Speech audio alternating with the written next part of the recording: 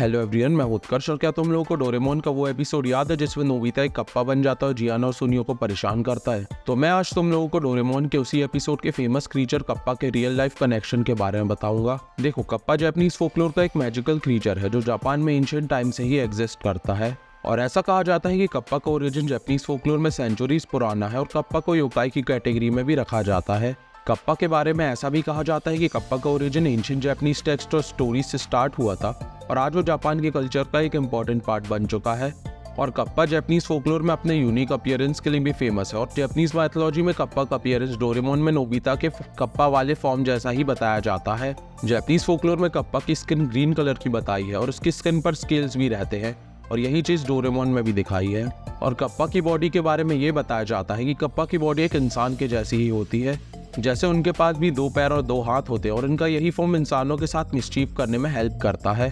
तुम लोगों को शायद डोरेमोन का ये वाला एपिसोड याद हो जिसमें नोबिता एक कप्पा वाले फॉर्म में ट्रांसफॉर्म हो जाता है और तभी उसके हाथ और पैर दग के जैसे वेब्ड हो जाते हैं और वो इन्हीं फीचर्स की हेल्प से पानी में आसानी से तैर पाता है और जियाना और सुनियो के साथ मस्ती करता है। और सेम वैसे ही कप्पा की एंशिएंट स्टोरीज में कप्पा के फिंगर्स के बीच में भी वेब स्किन बताई जाती है जो उन्हें पानी में तैरने में हेल्प करती है। कप्पा के अपीयरेंस का सबसे यूनिक पार्ट उनके टर्टल जैसी बीक होती है और कप्पा का ये फीचर डोरेमोन में तो नहीं पर शिनचैन में कप्पा वाले एपिसोड में दिखाया है, जिस एपिसोड में शिनचैन को एक कप्पा मिल जाता है और उस कप्पा के पास एक टर्टल जैसी बीक होती है। और कप्पा के अपीयरेंस की एक डिस्टिंक्ट ट्रेट उनके सर पर एक हॉलो इंडेंटेशन होती है जो उनके सर पर पानी को रोकने का काम करती है, क्योंकि कप्पा बिना पानी के सर्वाइव नहीं कर सकते और उनके सर पर कंटिन्यूअसली पानी पड़ते रहना चाहिए। और कप्पा का यही फीचर डोरेमोन के एक एपिसोड में भी दिखाया जब शिजुका एक कप्पा के फॉर्म में ट्रांसफॉर्म हो जाती है और वो बिना पानी के सर्वाइव नहीं कर पाती और उसे बचाने के लिए नोबिता उसके सर पर कंटिन्यूअसली पानी डालता रहता है। जापानीज फोकलोर में कप्पा सिर्फ अपने अपीयरेंस के कारण ही नहीं पर अपनी पर्सनैलिटी के लिए भी बहुत फेमस है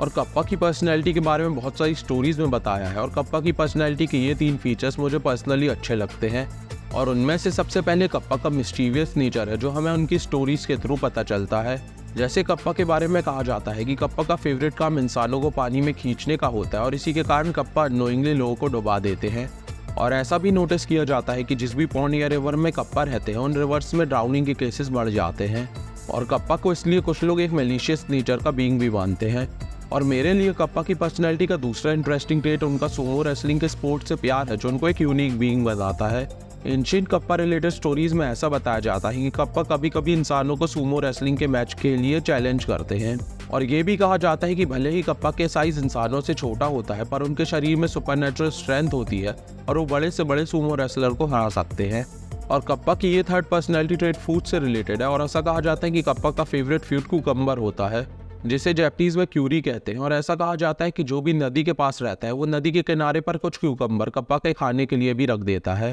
क्योंकि एंशिएंट जापान में ये माना जाता था कि कप्पा उन लोगों को अपनी ट्रिक्स से परेशान नहीं करते हैं जो कप्पा को क्यूकम्बर खाने के लिए देते हैं। अभी तक मैंने जो भी कप्पा के बारे में बताया है उससे तुम लोगों को लग रहा होगा कि कप्पा सिर्फ एक मिस्चीवियस और मेलोवेंट बीइंग है, पर ये पूरा सच नहीं है, क्योंकि कप्पा की कुछ स्टोरीज में कप्पा को एक पोलाइट और मैनर्स को स्ट्रिक्टली मानने वाला बीइंग भी बताया है जो लोगों को उसी तरीके से ट्रीट करता है जैसा वो डिजर्व करते हैं। और हमें कप्पा की ये क्वालिटी को अपनी लाइफ में इनकॉर्पोरेट करना चाहिए। अगर तुम लोगों को ये वीडियो इंटरेस्टिंग लगी हो तो सब्सक्राइब करो और अपने फेवरेट मिथिकल क्रीचर को कमेंट करो।